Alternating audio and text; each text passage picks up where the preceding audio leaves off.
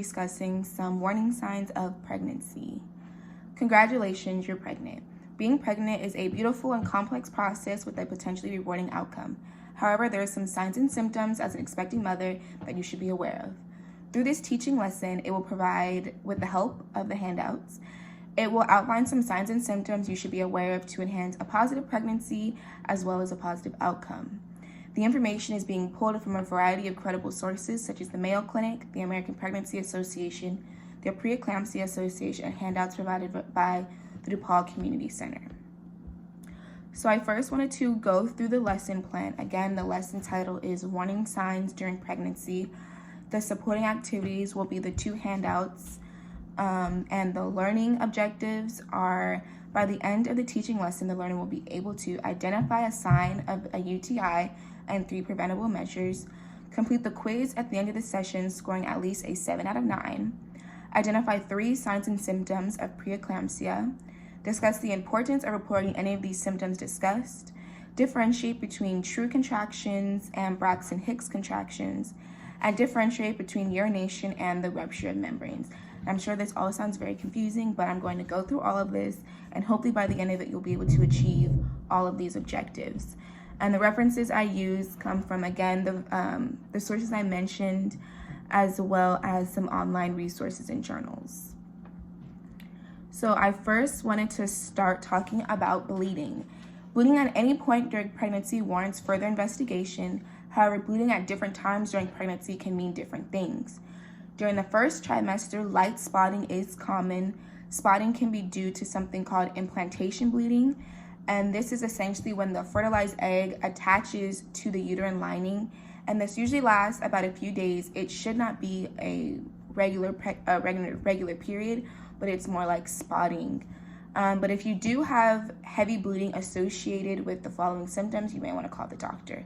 And these symptoms would be cramping, lower back pain, headache, nausea, or tenderness in the breast. As scary as it sounds, heavy bleeding could also indicate miscarriage. If you have any of the symptoms such as heavy vaginal bleeding, bleeding that is bright red to brown in color, pain in the lower stomach area, dull or sharp pain in the lower back, or severe cramping, again, you should call your primary provider. The next one is severe nausea and vomiting. Up to 70% of women experience nausea with or without vomiting, called morning sickness. I'm sure we've all heard of morning sickness. Nausea and vomiting occurs at approximately 4 to 6 weeks and usually subsides or goes away after the first trimester. It's time to alert your doctor if nausea and vomiting is severe in duration, persists beyond the first trimester, or is accompanied by fever, pain, or weight loss. Number 3 is the baby's activity level significantly declines. So what happens if your normally hyperactive baby becomes less active? If this occurs, it is recommended to eat or drink something cold to kind of stimulate movement and to lay on your side. And you want to take note if your baby starts moving. It also helps to have a baseline number of kicks to determine between what's normal and what's abnormal. Nicole Reddick, an MD, suggests that as a general rule, there should be about 10 or more kicks in 2 hours, and anything less, you should call your doctor. If you go to the doctor will be able to adequately visualize the fetus and determine the health status of your baby. Number 4, contractions early in the 3rd trimester. It is important to differentiate between Braxton Hicks contractions and true labor contractions. Braxton Hicks contractions are unpredictable, they're non-rhythmic, so they don't follow a specific pattern, and they don't increase in intensity. With Braxton Hicks contractions, they tend to go away within an hour with sufficient hydration, or they can just go away on their own. True contractions are 10 or less minutes apart and tend to increase in intensity. They're normally felt around the abdomen and the lower back. If you believe you are having true contractions in the early 3rd trimester, you should call your doctor because this may be a sign of labor. Number 5, your water breaking or rupture of membranes is the rupturing of the sac that your baby sits in. This marks the beginning of labor in most cases. During the 3rd trimester, due to the pressure being placed on your bladder, this leakage could possibly be urine. If you're unsure whether this leakage was urine or if your water broke, you should go to the bathroom and empty your bladder. If this fluid continues to run, then it's possible your water has broken and you should call your doctor. Number 6, preeclampsia. This is probably one of the biggest things I want you guys to take away from this lesson. Preeclampsia is the leading cause of maternal and perinatal morbidity and mortality in the United States and Canada. Therefore, it is very important to understand the causes, what it is, management, and symptoms. So what is preeclampsia? Preeclampsia is a pregnancy-specific complication characterized by high blood pressure and signs of damage to other organ systems. It can also affect the baby by preventing the placenta from getting enough blood. When the placenta doesn't get enough blood, the baby receives less oxygen and less nutrients it needs to thrive and grow and survive, and this can possibly result in preterm labor or low birth weight. Preeclampsia usually begins at about 20 weeks of pregnancy and women whose blood pressure has been normal. It is also important to know the populations who are at risk for preeclampsia. These populations include first-time moms, previous experience with hypertension or preeclampsia, women whose sisters or moms also had preeclampsia, women who are carrying multiple babies, like if you're pregnant with twins or triplets, previous history of hypertension, women who are overweight or have a body mass index of 30 or greater. Now, just because you fall into these categories does not exactly mean, yes, you're for sure going to get preeclampsia, but these are the groups that are most at risk for it. So the signs and symptoms of preeclampsia include stomach pain, feeling nauseous or like you have to throw up, swelling in the face or the hands, seeing spots or blurred vision, gaining more than 5 pounds in 1 week, difficulty breathing or shortness of breath, and muscular convulsions or seizures.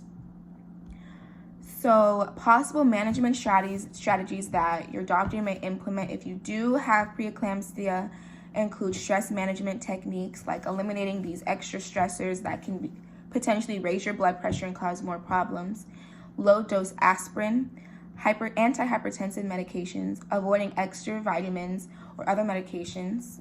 And again, if you are on other medications or vitamins, your doctor would weigh the pros and cons and assess if it's good for you. Decreasing salt intake, staying hydrated throughout the day, and resting on the left side of the body to reduce pressure on major vessels. So some preventative measures that you can take to prevent the incidence of preeclampsia include, like I mentioned before, a low salt diet because this can raise your blood pressure, staying hydrated, having a nice balanced diet, rest, elevating your feet throughout the day, and avoiding alcohol. So number 7, the next point I would like to hit on is flu-like symptoms. Pregnant women are more likely to get sick and have serious complications from the flu due to changes in the immune system, the heart, and the lungs. It's important to get a flu vaccine annually and use precautionary measures to prevent you and your baby from getting sick, such as hand hygiene, a balanced diet, cough hygiene, so coughing into your elbow and not coughing into your hands, because if you cough into your hands, you could potentially spread it to other people. And also avoiding those who are already sick because they can potentially get you sick. Signs of the flu include chills, fever above 100 degrees, body aches, fatigue, and sore throat, so your regular flu-like symptoms. And the last thing I would like to address is painful urination. Painful urination during pregnancy can indicate a urinary tract infection or UTI. The body changes a lot during pregnancy, and the bladder is not exempt from these changes. The uterus sits on top of the bladder, and as the uterus continues to grow, the increasing weight can block the drainage to the bladder. As a result, pregnant women are more susceptible to UTIs. If left untreated, UTIs can lead to a kidney infection, which can affect the baby and cause preterm labor or low birth weight. UTIs can usually be treated with a 3 to 7 course of antibiotics, and if you do have a UTI and your doctor does prescribe these antibiotics, it is important to take these medications as prescribed. So even if you do start to feel better, the painful urination goes away, you should still take the medication to make sure the infection is completely out of your system. Some other signs of a UTI include pain or discomfort when urinating, the need to urinate more than normal, the feeling of urgency when you have to urinate, like you got it, you just have to go right now. Pain in the lower abdomen, the leakage of urine, so you may pee yourself a little bit, or pain, pressure, or tenderness in the area of the bladder. To prevent the incidence of UTIs, the American Pregnancy Association recommends the following. Drink 6 to 8 glasses of water a day. Eliminate refined foods, fruit juices, caffeine, alcohol, and sugar. Vitamin C, about 250 to 500 milligrams daily. Urinating as soon as you feel the urge to go. I'm sure that's hard if you're working or you're active, you may not have time, but it is important that as soon as you feel like you have to urinate, to go to the restroom and get to a bathroom as soon as possible. Urinate before and after intercourse. You want to keep the genital area clean, so it's important that you wipe front to back to prevent any bacteria from the back getting to the front, which can cause a UTI. Avoiding strong soaps, douches, antiseptic foams, feminine hygiene sprays, and powders. While these do seem to smell great, this can also irritate the vagina and cause some irritation and issues there as well. You also want to change your underwear daily, which kind of goes hand in hand with keeping the genital area clean, and avoid tight-fitting clothing because bacteria tend to thrive in dark and moist areas. So now that we went through all of that, we're going to move to the quiz. And like I said way earlier at the beginning, the quiz is 9 questions to see how well I did in teaching and to see how well the learners did as well. So the first question is true or false. Bleeding during pregnancy is always normal. And that is false. Bleeding in the first trimester could be normal, but it's based on the amount. And when there's this bleeding plus associated symptoms such as cramping, pain, and nausea, it warrants further investigation. Similarly, if there is a large amount of bleeding, that could be indicative of a miscarriage and again, also warrants further investigation. Number 2, if I need to use the restroom, I should hold it until I have time to go to the bathroom. And that is false. If you feel like you have to go, go. Number 3, if I feel like I have the flu, I should call my doctor and make an appointment because the flu can cause issues for my baby and I. And that is true. Women are more susceptible to complications due to the flu. So if you do feel like you have the flu or you're getting sick, you should call your doctor to see how he would like to approach this. Number 4, what is preeclampsia? And this is a multiple choice question. A is the normal change in blood pressure during pregnancy. B, a pregnancy-specific complication characterized by high blood pressure and signs of damage to other organ systems. C, a pregnancy complication characterized by low blood pressure. Or D, the change in respirations associated with pregnancy. And the answer to that is B, a pregnancy-specific complication characterized by high blood pressure and signs of damage to other organ systems. Number 5, list potential signs of preeclampsia. And possible options that you can put here would be stomach pain, feeling nauseous or throwing up, headache, swelling in the hands and face, seeing spots in your eyes or blurred vision, gaining more than 5 pounds in 1 week, difficulty breathing or shortness of breath, and seizures. Number 6, what are some common symptoms of a UTI? Common symptoms would be pain or discomfort when urinating, the feeling of burning when you're urinating, the need to urinate more than normal frequency, the feeling of urgency when you have to urinate, pain in the lower abdomen, the leakage of urine, or pain, pressure, or tenderness in the area of the bladder. Number 7, how long should morning sickness / nausea and vomiting last? This is also another multiple choice. A is a couple of days, B is the entire pregnancy, C, it should never occur, or D, through the first trimester. And the correct answer is D. And again, if this nausea or vomiting does persist past the first trimester or there's those other associated symptoms we talked about, then you want to contact your doctor. Number 8, according to Nicole Ruddick, as a general rule, there should be how many kicks in 2 hours? A, 40, B, 2, C, 15, or D, 10. And the correct answer for that one is 10. 9, differentiate between Braxton-Hicks contractions and true contractions. So again, Braxton-Hicks contractions are unpredictable, non-rhythmic, so they don't follow a specific pattern and they don't increase in intensity. And they usually subside about in an hour or with sufficient hydration. True contractions are 10 or less minutes apart and tend to increase in intensity. They are usually felt around the abdomen or lower back.